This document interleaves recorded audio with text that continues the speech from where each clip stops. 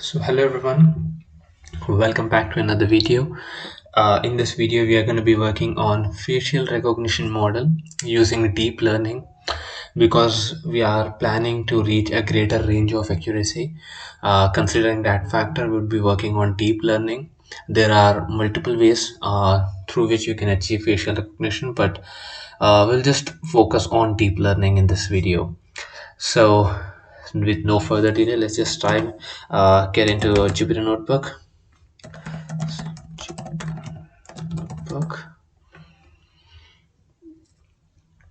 So this is going to launch our Jupyter notebook, and here you go. So I have saved it somewhere here. So I've already completed the coding part, so I'll just take you through the code so that you can have a basic understanding of how things would work in a deep learning model. So before I begin this video, I suggest you guys to go through some fundamental concepts of OpenCV and also some object-oriented programming concepts like the classes, attributes, instances. I suggest you guys to go through that in Python language. Moreover, if you have some understanding of TensorFlow's functional APIs, then that is going to be a plus point for you. So let's just begin. Firstly, we have imported quite a few libraries. So the first one is CV2, which is computer vision library. Then comes Numpy, because we are going to be dealing with matrices, which are basically two-dimensional arrays. So Numpy makes it a lot more easier. Then comes the OS, which is the operating system. We use this library to play around with directories because we'll be storing all our training data using the looping that we usually do in computer vision. Like we create an infinite loop, then we capture frames, we show them using the image show function. We do the same for generating training data. So I'll just explain everything to you in detail, okay, in the coming part. Then we have matplotlib, which is of course used to visualize data sets. The data results that we'll be having, then matplotlib helps in visualization of those. Then comes TensorFlow, of course, because we are dealing with deep learning. Then comes the UUID. UUID is basically a unique identifier. I don't really remember its what's the acronym for. What does it stand for? I'm not really able to recall it. So it's basically a unique identifier which gives different names to each of the file that you save. So when we are capturing frames through the video streaming that we'll be doing using our webcam, we use this UUID function to give different names to each of the image, because we would be having a lot of images. Either you can do it this way, or if you want to, then you can just initialize count equal to 0, and every time you are saving an image, before that you can just increment count by 1. So you can do that as well, but I have used UUID. It's just a price, just a matter of priority. You can do anything as you want. Then comes the Keras model. Okay, so we are now in the second cell. You see this Keras model. So we need to import this lab model because we'll be working on a CNN based model, which is, of course, we are going to be working on classification model. I'll just take you through the model that we are going to be working in. I'm sorry. So this is the Siamese neural network that we'll be working in. This is a research paper. I'll just post this PDF file. Link to this PDF file down in the description so that you can just give it a read once. Down here you can see this is the kind of neural networking that we'll be working on. So you can see in here the input image, like we are giving this input image at 105 by 105 pixels. Then we are doing feature mapping. So basically what effectively we are doing is like convolution, ReLU, max pooling. Convolution, ReLU, max pooling. Convolution is basically starting up layers. Then comes ReLU, which is the linear activation function. Then comes our max pooling, which is done after feature mapping. And okay, so that is all we have. At the end you can see we are also having a fully connected layer plus sigmoid function in this case. So once we do that, we get an output. So we have a feature vector over there. So let's just get back to code. Okay, so in this line you can see I'm importing quite a few things. So first, the first one is basically layer. We are going to be defining each and every layer because I told you earlier that we would be using TensorFlow's functional API, not sequential API. So in this case, we will have to declare the input layer also, as you can see in here. If I would have used a sequential API, then I don't really need to declare this input layer. It would automatically, detect the number of inputs that we'll be having. Then comes the layer. Of course, we are going to be working on the hidden layer, and we need to declare the hidden layers also. You can see, so there's like 1 2 3 4 5. There are like a lot of hidden layers in that case, so there are like 3 or 4. So we are going to be doing that. Then comes the convolution 2D matrix, of course, because we are dealing with images here. Then comes the dense layer, which is the fully connected layer. Then comes the max pooling, because once we have the feature map ready, after if we apply this max pooling function, I hope you know that. In case if you don't know about max pooling functions, relu, I suggest you guys to go through some articles that are available on internet, so that you can have a broader understanding of how max pooling relu works, and why do we need, like, why do we use relu only. We could have used other activation functions as well, like we have sigmoid, we have tan hypotenuse, we have relu.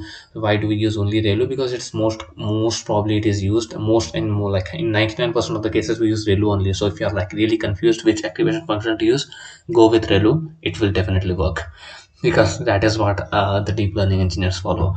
Moving on, you see in here I have written this a little bit strange lines. If you want to, then if you want to use this, then you can definitely do it. Otherwise you can just skip this cell. It basically limit the occupation of the memory. Okay, so without this, your model would, begin occupying every single, it is going to occupy a hell lot of memory. Okay, so to prevent that from happening, to prevent allocation of entire memory, we are basically declaring this thing. Okay, if you want to skip this, and you can definitely do that. That's not a problem. Moving on, you have, okay, then you can just skip this. That's not at all a case. Then okay, I'll just show you what each of these files represent. Okay, so just a second. Open. Okay, I'm sorry, and should have opened the location for it. And so this is the data folder. You need to keep this in mind. So we have got 3 files in here: anchor, positive, and negative. Positive is basically the target image. Like, my images would be in the target.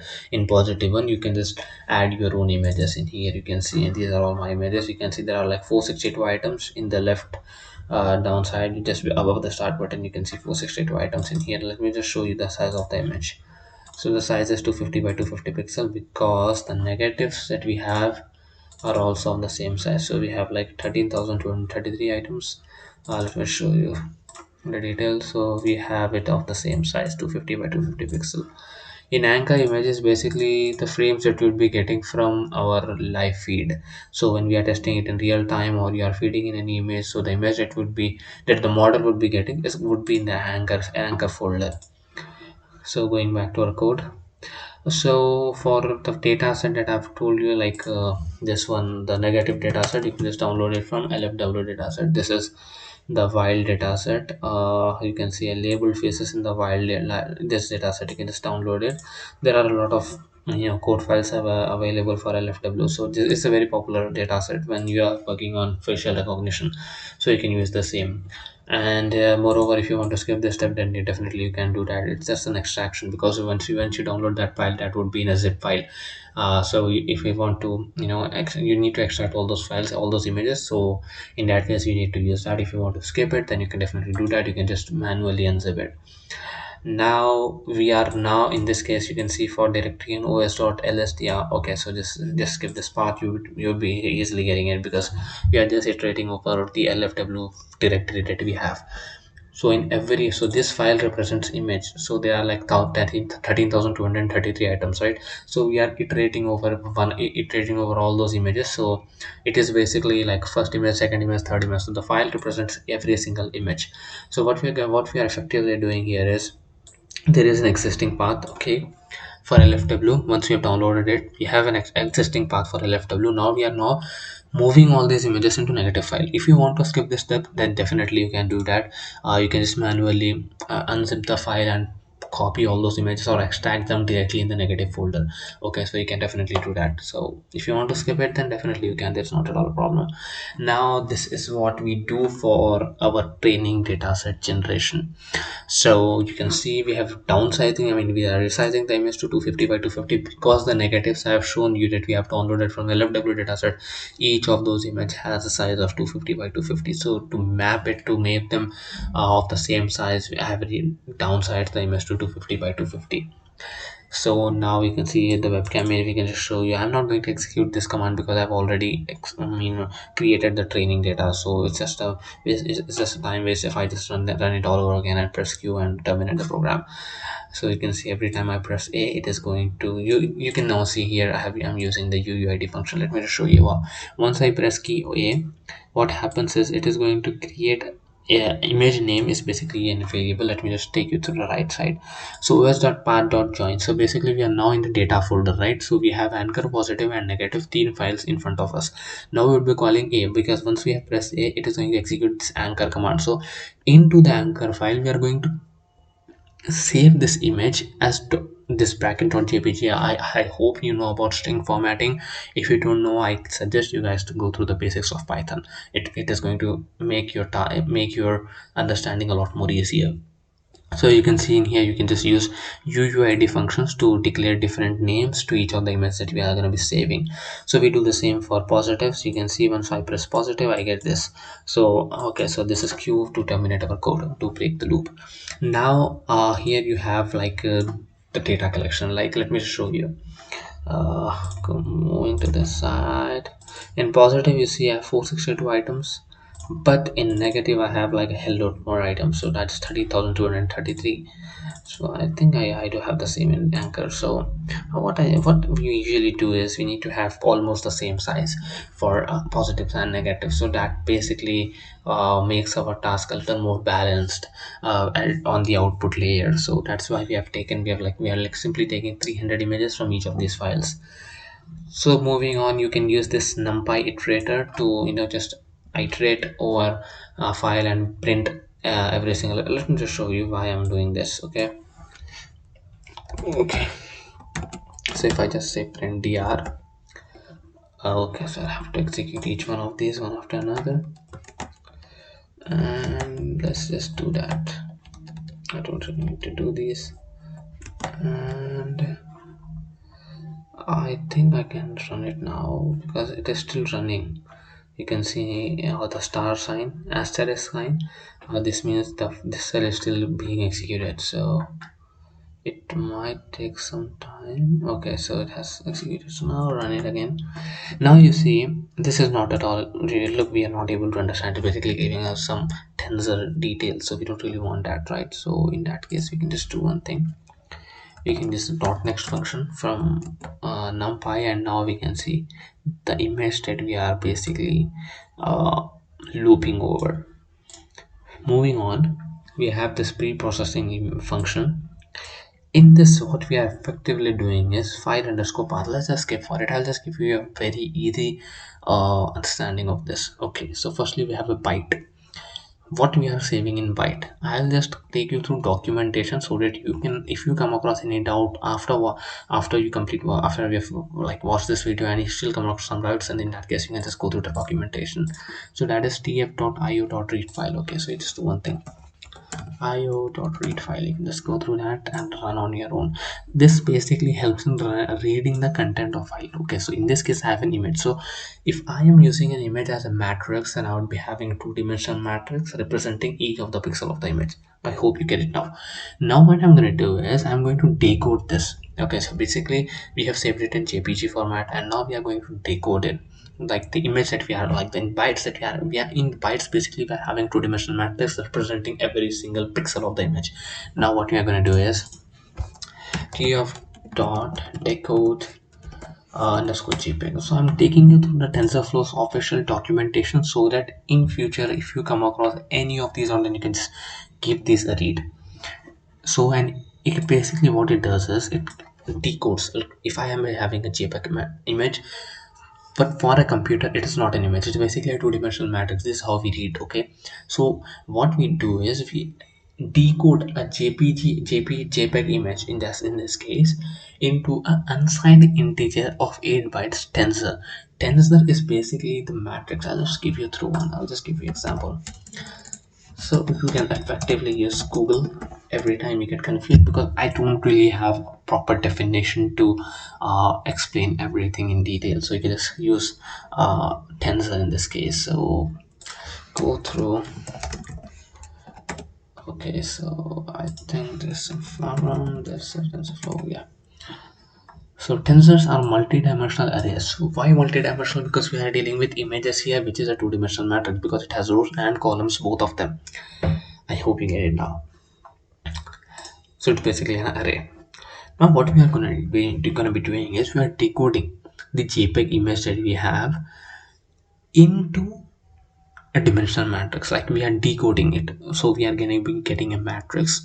So what I'm going to do is, effectively we have used write function to read the file, now through which we are going to decode it when we are storing it with my img. I'll just explain everything to you.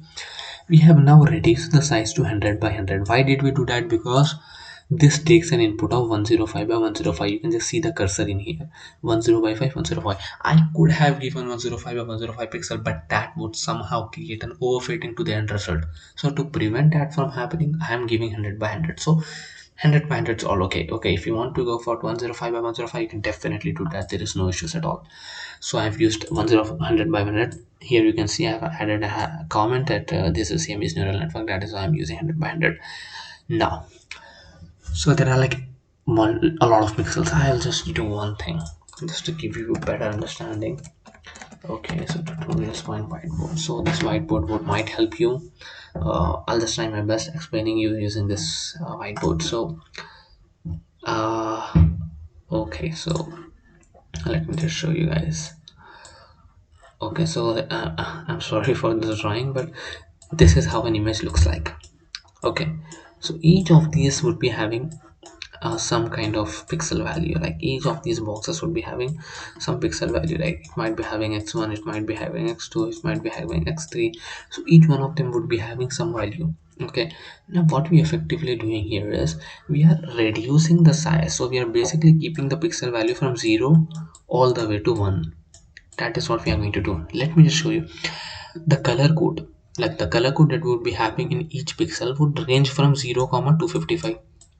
Okay, so it is going to lie somewhere between these two values. Okay, I'm sorry for this. I think this is 0 comma 255. Now to reduce every pixel, to keep the value of every pixel between 0 and 1, what I'm gonna do is I'll just divide the pixel value. So if I am having a pixel value, I'm going to divide it by 255. So anyways, the maximum value that would be having is 255, right? So even if there is a maximum pixel value of 255, it gets reduced to 1 only. Rest of the values will be less than 1. Okay, I hope you get it now. This makes our computation a lot more easier. So once you do that, we can just return the image. Okay, so now we are now applying the pre-processing function to one of our images. Okay, it could be any image. Randomly I've extracted this image. You can see I've given the path for it. Now we are using the this matplotlib function to visualize it. Now you can see the maximum value in this is 1. Okay, so if I say minimum, in this case, if I use the minimum function, anyways we'll be having it almost equal to 0. You can see 0.004653, because we have reduced every single pixel by 255. I hope you get it now. Please try to understand it. It is very easy. Moving on, now we have positive data set, negative data set. You can if you don't, if you find this step a little bit complex, then you don't really need to bother looking after it. You can just I'll just give you an overview what exactly we are doing in this cell. We are now basically stacking up the positive and the negative images. That is all we are doing. Okay, so you don't really need to worry. We are stacking up both of the all positives and negatives, and we will do yet another step in the coming cells. Now again we are using the sample to iterate over and see what exactly is happening. So you can just skip this step also, so you don't really need to write down every single step. So I'll just do one thing. I'll run every cell. If I miss any other cell, then that would be a problem. So you have now pre-processed twin. So what we are going to do is, here we have stacked up all those images into data. Now we are going to feed in one input image that would be from any, that would be any either positive or negative, because now we have combined both of those files. So I'm randomly selecting any image from input which could be an input image. Then comes the validation image, which would be from the anchor or the positive.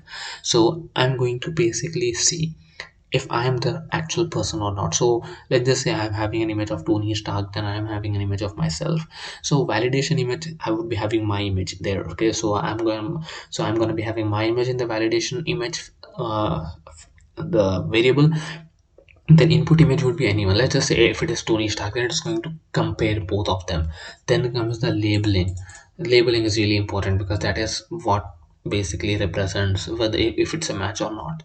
So that is what we are, that is all we are doing. So we are pre-processing, we are doing the same function that we have done here. We are passing in the same function to both of the images. Like we have input image and then we have validation image also. We are doing the same. We are not going to do that for label because label is not a two-dimensional matrix. Okay, so that's not an image actually, right? So why do we need to do that? It's just a label, it's just like the decision maker. Like it basically helps us know if there is a match or not. Like 1 for match, 0 for no match. So this is what we are doing. Let me just run this line. Okay, so okay, sorry, I have to execute each one of these lines.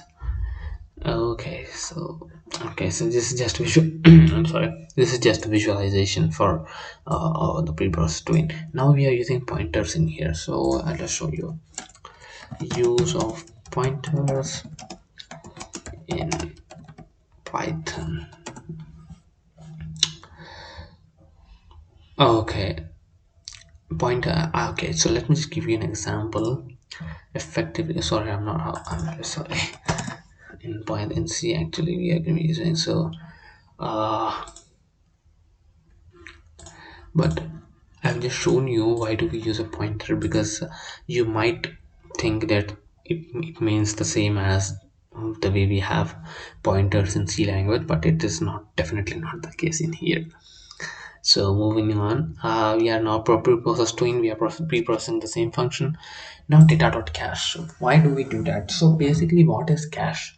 We keep seeing that in our phone that there is cache that is being collected. So we need to clear it repeatedly. So what effectively happens is, cache is basically a temporary like a copy of your data into a temporary location, so that it is done so that you can process the data much more faster. Like every time you need to open an application, a cache data is basically stored in a temporary storage. This is just going to occupy a whole lot of RAM. So to avoid that, we just do this function. Then comes the buffer size. Now we have stacked the positives and negatives that I've shown you. Now we are going to shuffle that with a buffer size of 1024. So buffer size basically determines that we are the rate, the group of images that we are going to shuffle one after another. So 1024 is an ideal number. You can just use any number that you want. Make sure it is more than 1000 for an effective result. Now comes the train data. So data.tech, we are basically doing the 70-30 split. So for training we have 70%, for testing we'll be having 30%. We are taking 16 batches, 8 batches. I'll just show you why. Okay, so just a second, I think it's not there in this. I might have missed it in one other file. I'll just post that file in description if it is available. Okay, so this is the data.batch that we are using, 16 for data and prefetch. I'll show you how this would work. Train data prefetch, and you can definitely, this is very handy.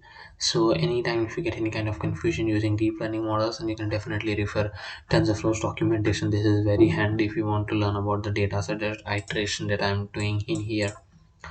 So you can see 420 is basically the images that you are going to be passing. 70% images, 420 represents the same. So for testing we have this much of images, like 180. Moving on, we are now declaring our layer. I'm sorry. Input shape is equal to 100 by 100 by 3, of course, because we are putting in a color value, colorful image. So that has 3 channels, and then name is equal to input underscore image, of course. Then comes the convolution 2D matrix at 64, 10, 10. Let me just show you.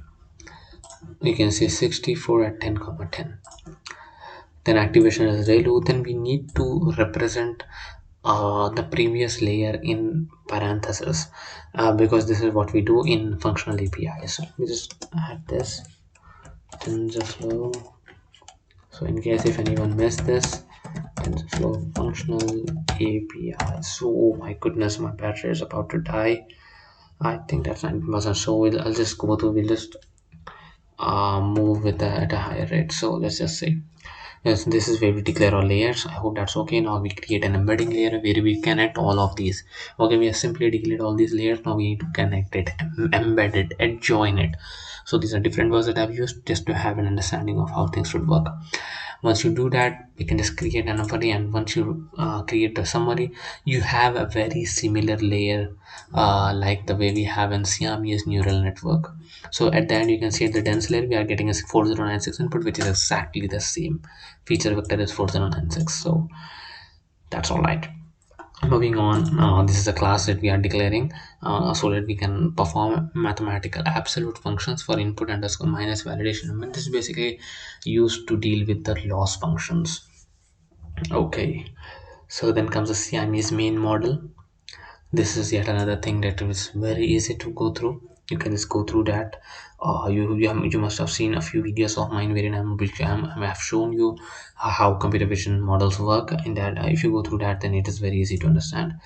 Then we do have the same input image validation image. You can see input embedding, and we are just calling the embedder function once again.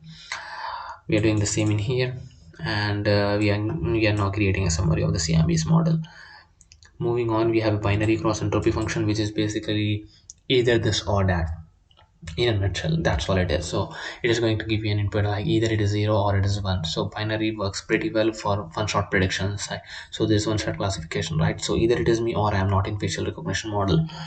Moving on, we are using Adam optimizer. Optimizer is basically something that is used in backpropagation, to deal with like the mutation that we are going to be doing with each of the weights every time that when there is a mismatch. So this is what we do, Adam optimizers. Then we have created checkpoint. This is again optional. If you want to, then you can do that. Otherwise, you can just leave this part. We have declared a decorator. I'll just explain all of that in the coming videos, because I think that if I explain you everything in detail, then that is going to take up a lot of time, and you wouldn't be able to mug up everything. So you can just go through these functions on your own, because these are basic Python functions. So epochs, have trained 50 epochs, and then you can just execute this line to train data, train function, and you can just complete these epochs. It took almost 4 to 5 hours to train this model on my GPU, which is the NVIDIA's GTX 1650.